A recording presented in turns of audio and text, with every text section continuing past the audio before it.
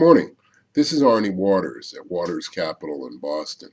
Over the last couple of months, it's become very clear that ruling autocracies or plutocracies or kleptocracies are facing a very difficult time.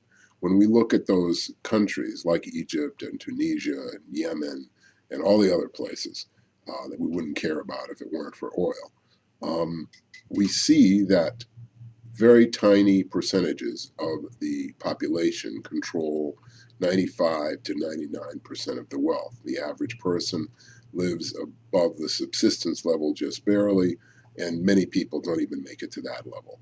And in the United States, we poo-poo, and we look down our noses, we disdainfully comment, et cetera, et cetera.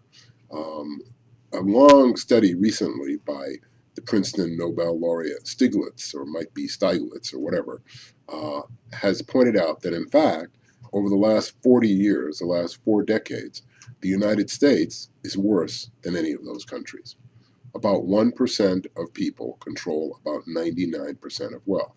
1% of people have fabulous educations, great houses, great lives, at least from an economic standpoint. Their children are well fed, well cared for. And whereas the average American was relatively near in lifestyle to the upper class 40 years ago, that's completely untrue today.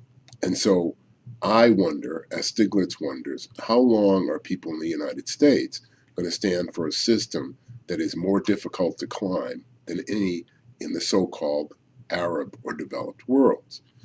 It is more difficult to get ahead in the United States now than it is in England.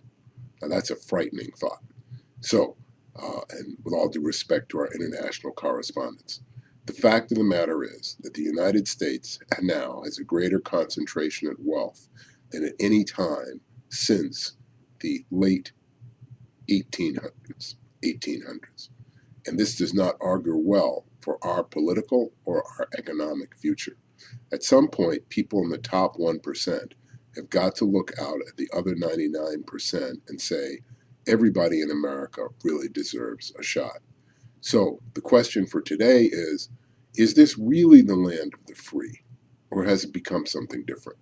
This is Arnie Waters saying, aim for the ice blows, not the open water.